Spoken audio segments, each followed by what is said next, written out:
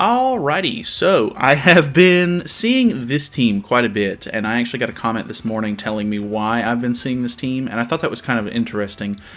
Basically, you're using King, and I was like, okay, well, what's the point of using King besides maybe like the shield for a little bit of extra damage? Because, like, King is not very good nowadays. He's very squishy, and his damage is a bit lacking for today's standards.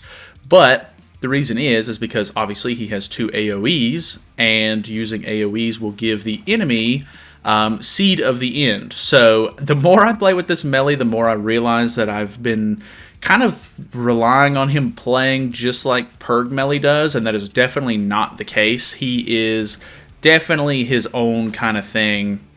He definitely uses some similar concepts as some other demons and stuff like that, but for the most part, he's pretty easily counterable if you don't put debuffs on. So that's also kind of interesting. I guess the King concept will kind of sort of help with that if they don't have debuffs, but the idea here is that we're putting a lot of AoEs on, which puts these Seed of the End stacks on, and once we get to 3 of those and we attack, it will actually give us Dark Energy stacks. So if we get 4 Dark Energy stacks, we get all creation at that point, and then big damage after that. So the idea is throw AoEs out and then profit.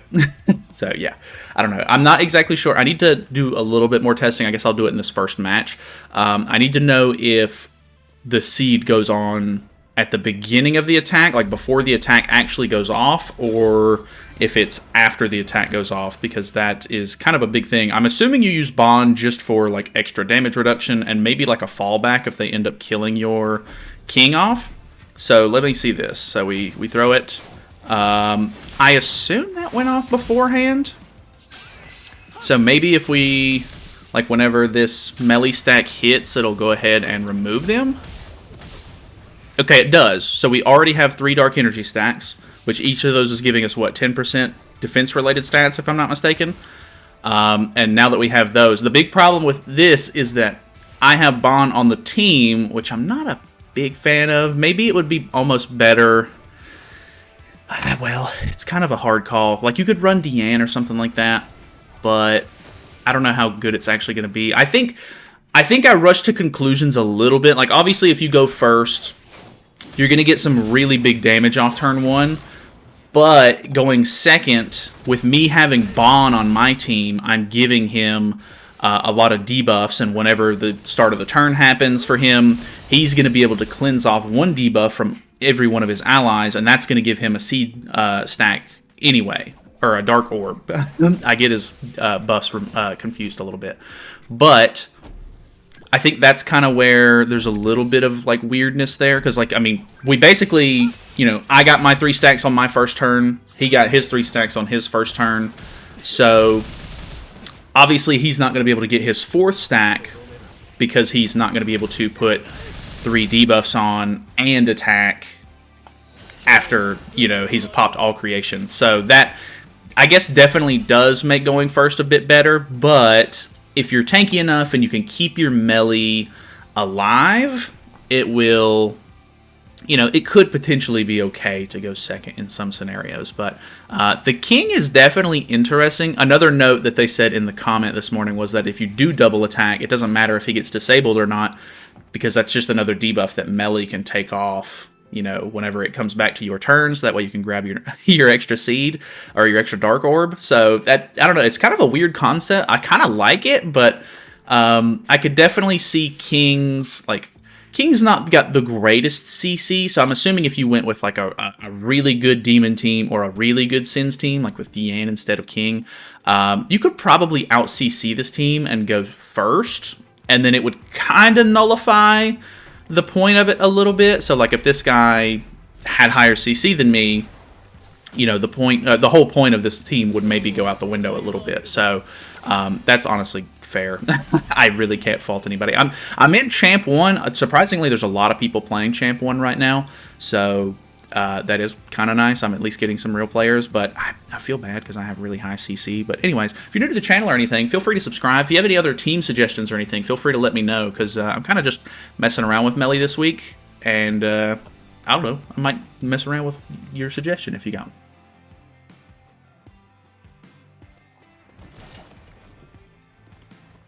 Okay, I have a human team. CC's a bit low. I'm assuming this one's going to end up being a bot. It is kind of crazy. Maybe a little bit of latency on that. It is kind of crazy how much damage Meli can do just turn 1. Which, I mean, you can see that King is really not doing a whole lot. The shield does help us get a little bit more damage off. And, you know, it helps us take a little bit less damage. But there's a lot of cards nowadays that just kind of get through the King shield pretty easily. Pierce cards used to be like the go-to. I think right after King came out, Traitor Meli dropped, and his Pierce card AoE would just absolutely cut straight through the shield, and it wasn't even like a problem anymore. Whereas like before he was out, it was kind of insane. You could double attack with King, have a shield that was basically impenetrable, and it was basically, I don't want to say GG, because there was some scenarios where you could kind of like get through it and be fine, but man, I really don't want to. Oh, he's got debuff immunity too, I forgot. I guess we'll just go ahead and use this. I hate to use my all creation buff against this, but I guess that's another thing that's a little bit interesting about the character. Is that, I mean, you know, if they have stances and stuff like that, which, I mean, we can remove stances, but because I've already put 3 stacks on and they've been removed. Yeah, see, that's it. His damage is so crazy whenever the circumstance is right, but, you know, if you don't have all creation activated, he can definitely be a little bit lacking. Like, you definitely have to be pretty aware of how the character works, and you can't just kind of go at it like all crazy, because, I mean, I've definitely already had a couple of situations where I definitely wasn't playing him like the best or like quite correct, and I got kind of, you know, screwed a little bit because of that. But for the most part, we're in a really bad spot here. I really need to get rid of Escanor. But he's going to draw his ultimate. I think I'm kind of screwed. It is, I mean, I like that there is some counterplay to him. Like, if you don't use too many debuff cards or anything like that, it can be very helpful. I think Bon is kind of like going to be hit or miss when it comes to fighting Meli. He's either going to help your Meli or really help their Meli with the debuffs and stuff like that. So that's a little bit weird. I'm probably dead here. His ultimate is just insane. Okay, he's going to guarantee the kill on Meli here. Completely understandable. I'm assuming we're all dead. Okay. Okay. I think this is a real guy, too, because normally I feel like a bot would not debuff before attacking. Could be wrong on that, but might as well go ahead and guarantee the crit on both. I could have even thrown up the shield beforehand, but overkill. It's a Gil Thunder. It's not that crazy. Either way. So, yeah, there's a little bit of counterplay. When I was using the Angel team yesterday on Gon's account, it was actually really nice that I could... I mean, he definitely has the CC to go first with whatever team he wants to, so that definitely comes into play there. But if you're going first with the Angel team, for example, if you make sure not to debuff them with the Mael card or the Margaret card first turn, and you just use like the Mael single target and either one of the Liz cards really in the first turn, you can get some damage out on Meli the first turn, hopefully, because they won't have like a stance or anything on yet. And then on the following turn, he does have a lot of lifesteal, but on the following turn, if you can get the AoEs off, if they end up putting on a stance or whatever, you've got your stuff built up a little bit more. I think there's a really good opportunity to kill him in that scenario. So, I don't know. He's definitely insane. Like, cleansing, ranking up, like, all of that stuff is wild. But, you know, there's a little bit of give here and there. Maybe, you know, I don't think that it'll be too hard for them to kind of come up with characters to buff different teams to sort of make it a little bit easier to counterplay him. But, I mean, I guess, you know, it's all going to depend. We'll see how the meta sort of shifts. Alright, this one was a really fast load in. So, I'm assuming this one's a bot. But yeah, I guess I was just kind of like thrown back by seeing so many of these king teams because I was like, man, why? Like, why out of all of the setups would you not just use the regular Sins team kind of thing? But, you know, Bond has 2 single targets. Deanne has a single target and a stance. Meli's the only one with an AoE. So you're not going to be able to get these, you know, stacks off nearly as easily unless you're using a character with like 2 AoEs. So makes sense. His shield is kind of a nice little bonus, so I can't really say much about it there.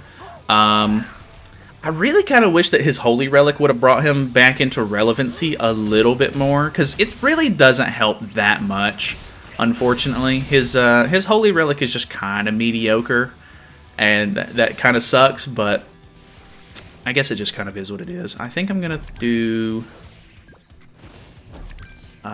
this right here. So I like Bond a lot more now that I've gotten a couple of dupes on him. That kind of sucks to say. Like, I really hate when I have to rely on dupes to kind of like improve a character and everything. But I've been really enjoying Bond after the Liz banner, where I got a couple of extra copies of him. So that's been kind of nice. I don't know. I think I kind of prefer Meli on the Demon team, but this team is kind of hard to scoff at, you know? Like, it's got a lot of potential for like easy turn 1 damage into really big turn 2 damage. I don't know, it's kind of just insane overall. I think we go for this. I'm not going to have all creation, unfortunately, so Pierce card's going to get through the shield very easily. This is going to kill him off pretty much no problem at all, which will get rid of the shield.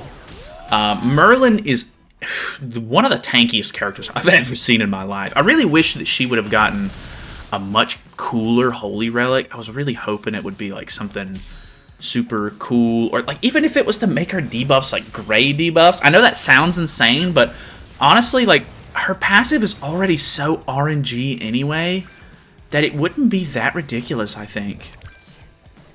You know, because like I really like debuff characters. Like the original, like Small Wings King was super cool. He had a lot of really like interesting utility and stuff like that. But basically, immediately got countered in the meta. Like anybody with a cleanse could just absolutely shut him down. It was very unfortunate, and he's like a very cool concept character. And they've tried to make him good over like the years, like with a couple of different support characters or even his Holy Relic or whatever, but he's just never been good enough. And then Merlin came out, and Merlin's really interesting, but like anybody with a cleanse, perk Meli, literally like it would be almost impossible to hit perk Meli with any of her passive stuff, or even this Meli, for example, because he's cleansing off debuffs and stuff like that as well. So, I mean, I think you have more of a chance to hit this one, but even then, that's kind of crazy. And on top of that, Hell is now kind of like the newest debuff unit, where a cleanse kind of ruins Hell a little bit, because the whole point is getting stacks off and everything like that. It's just, like, I hate to make it to where characters have unremovable debuffs on them, but it's almost required, considering that it's so easy to get a cleanse off in this game. So it's kind of weird, but either way. Alrighty, we have another human team. I think the human team has probably like some of the most potential, like, to really counter the meta, because like I wouldn't consider this team to be like super meta. Like it is in the meta, of course, but when it comes down to it, like Green Escanor has a pretty decent opportunity with the type advantage to maybe fight into the Meli and win. Green Escanor can remove buffs on the Goddess team and, you know, get rid of the revive and stuff like that. On the Unknown team, he can remove the buffs on Albedo and make her counter a lot less reliable, which is insane. He's a really cool character. I'm very happy with how he sort of works. I think the most annoying part about Escanor is the debuff immunity when he gets max ultimate move gauge, because like a lot of characters are pretty debuff heavy nowadays. Like Hell needs debuffs to be able to do anywhere near decent damage. Bond needs to put on his debuff to be able to crit at all, which is kind of the one requirement for him to do damage. Meli is like the only character I think in the meta right now. Well, I mean, the angels don't necessarily need debuffs, but I don't know. It's kind of hit or miss. Like you know, you can lower crit resistance and stuff with Margaret. Having extra debuffs on like helps Mael a little bit. Well, actually, it doesn't really help Mael, but like putting those debuffs on will make them do less damage, which is very helpful, and it kind of just like ruins that whole thing.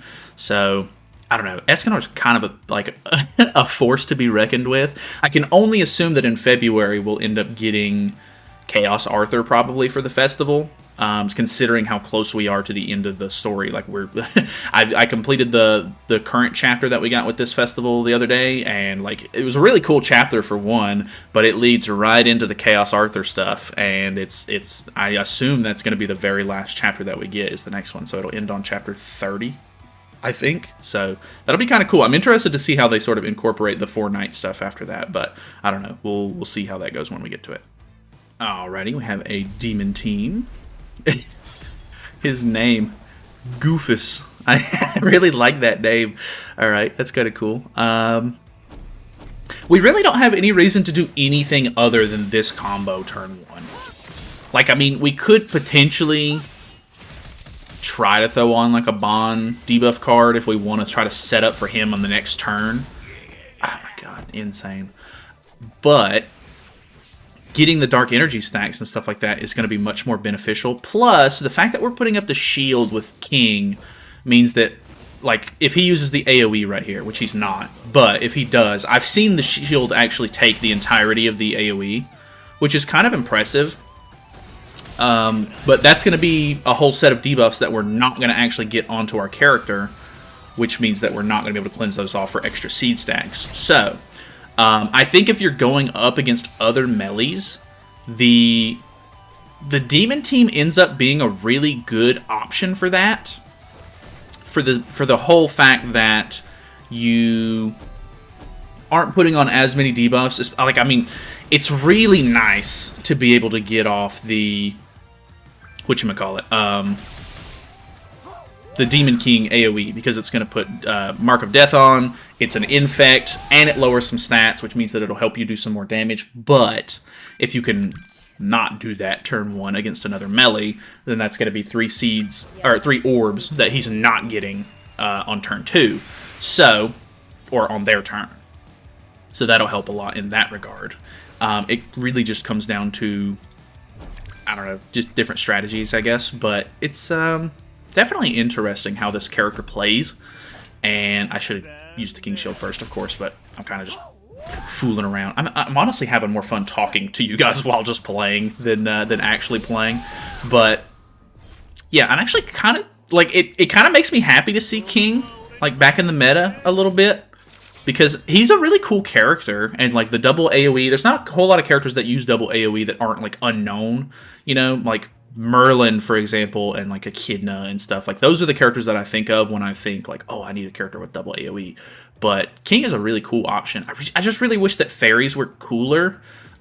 Supposedly, there's leaks that we could be getting a new full Wings King as the half anniversary banner, which I'd be interested to see how that works, and I'm assuming he'll end up sharing cosmetics with the one that we already have, so that's really nice. I like when they come out with characters that are sort of like low investment units. Like, I already have costumes and stuff for King, so I don't have to buy like new costumes or upgrade costumes or whatever. I already have gear sets for King and everything. I love those kind of units because I can use my engraving stones and stuff like that for a character who doesn't already have UR gear for that, you know, for those 2 weeks, because you know, I try to come up with stuff in between each banner. But yeah, kind of cool. Interested to see what he'll do. I can only imagine they're not going to make him a double AoE unit, so he's probably not going to serve the same purpose as this as the King that we're already using for this team. But if he's actually good, and we could maybe use him with like Elaine, the new green Elaine, that's actually really nice, that could potentially be kind of interesting too, which that could be really bad also,